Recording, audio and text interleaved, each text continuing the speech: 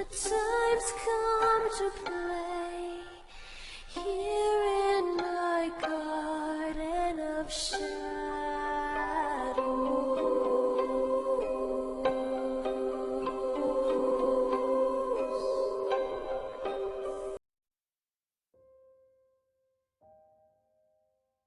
Hello, I'm Runia, aka Media Adaptation. Welcome back to Moderation while Media's for a game. And it's Friday, so that means it's time once again to talk about the supposedly lost 80s style anime called Go For A Punch, aka Saki Sanobashi. One of the bigger draws in the last week was this image that made the rounds. It was found in a Goro compilation video made in 2010, and it did check off many of the boxes that we were looking for. Like girls stuck in a bathroom, hairstyle that kinda looks like a Hime cut, and also eyes like Miyazaki. I still don't fully know what that technically means, and we also have a girl bashing in the head, so it rightfully generated a lot of buzz. But after some digging from the community, we found out where it came from. It dates back to 1999, and the name of the title was The Trench Game, by Yoshio Yakamoto, and it was one of many standalone images, which he made back then. So sadly, it's not based on anything else. Aside from that, and a handful of memes, the only other thing of note was that the Discord server has added a section to interview all the people that have claimed to see Saki in the past. Yes, it does feel like it's just going to let in a lot of trolls, but there could be some merit in having a full list of everyone's account to cross-reference as well as draw parallels to narrow down the search. Again, it's probably going to be slow and tedious, but that's pretty much par for the course for this search. Anyway, on today's anime section, and we were asked to look into the trilogy of Violence Jack by Go Nagia, the creator of Devilman. This one's going to be hard to explain, as many of the events are told out of order, as the second OVA is actually the beginning, which was made in 1988 called Evil Town. There was a massive earthquake in the Kanto area that tore Kanto apart and devastated everything. Many of the buildings collapsed, and a group of humans found themselves trapped inside. They split off into factions A, B, and C. A tried to maintain some semblance of order with an iron fist, punishing all major offenses like stealing with a death sentence.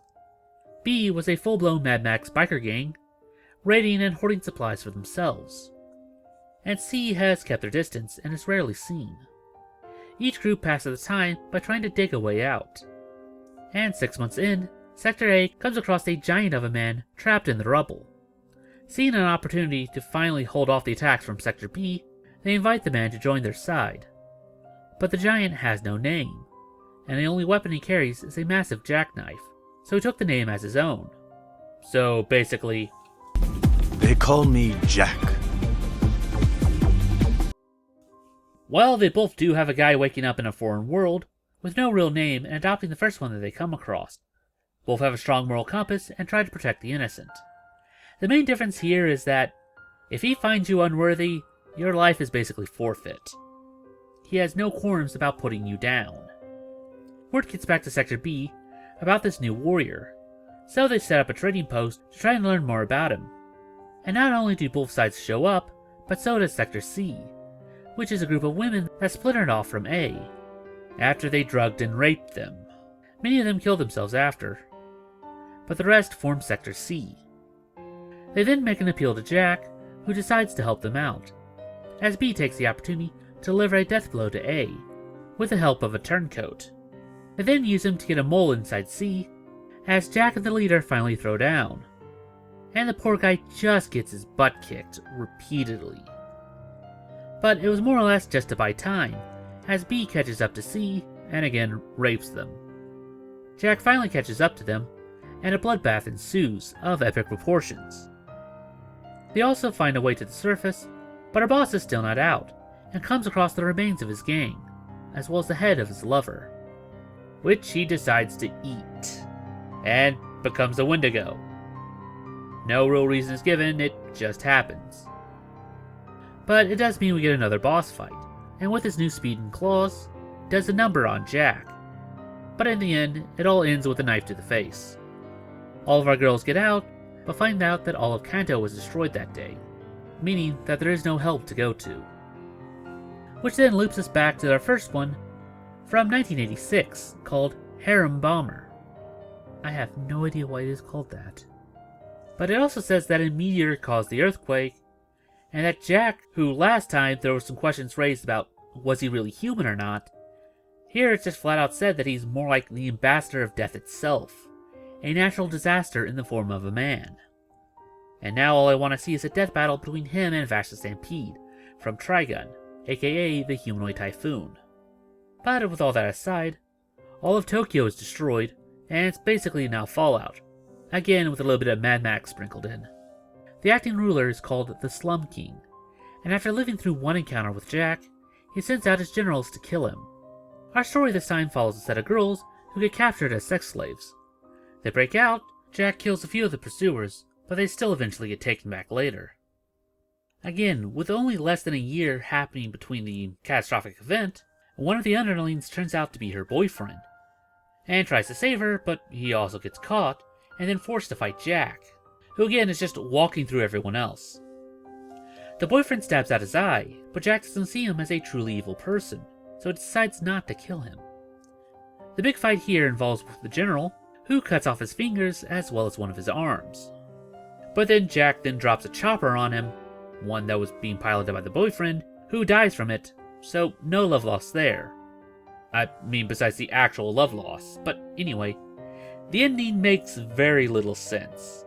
He then holds up his knife, gets hit by lightning, and then regenerates his missing limbs, and then turns into a golden eagle. What the hell is that? It kinda makes sense if you read the manga, but let's finish up the last movie first.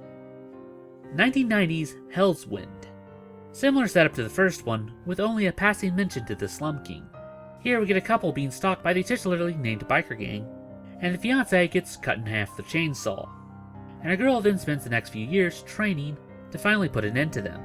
The survivors from the second movie set up a new village called Hopetown. And guess what? They get attacked. I mean, could you have chosen a name that could have made you less of a bullseye? Our girl does show up and actually kills more people than Jack does. Not bad.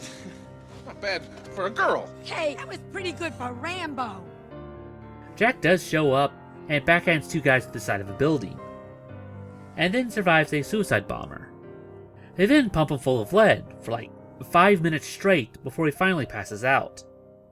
He's officially more metal than meat, and he's still not dead. Our survivor girl again goes off and kills some more, but then gets captured.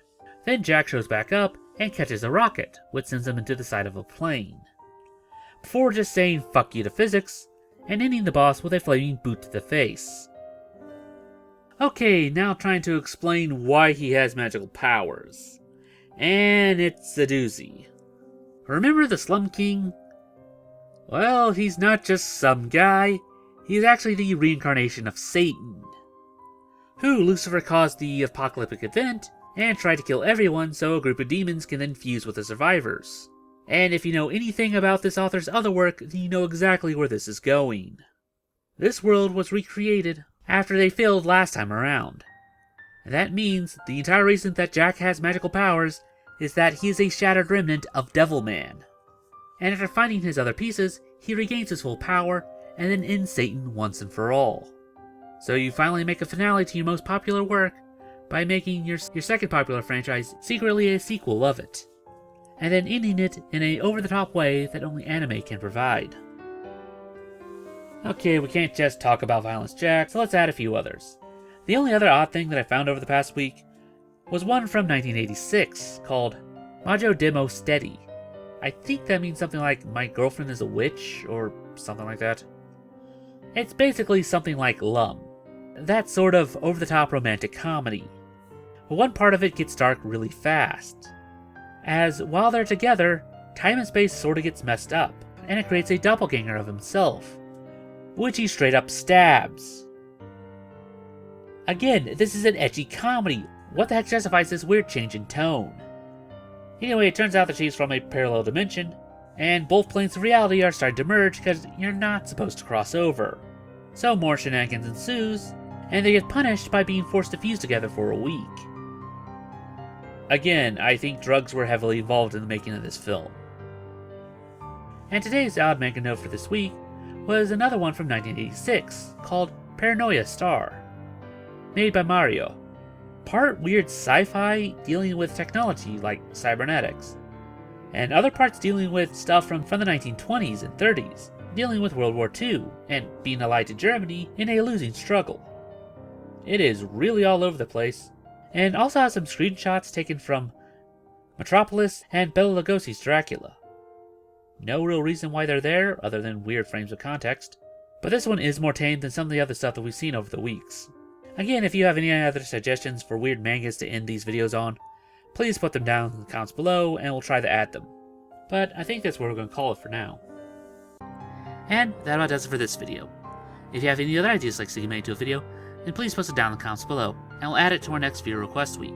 It's now time for the part of the show where we ask you to help us appease the YouTube algorithm by dropping a like, share, or comment.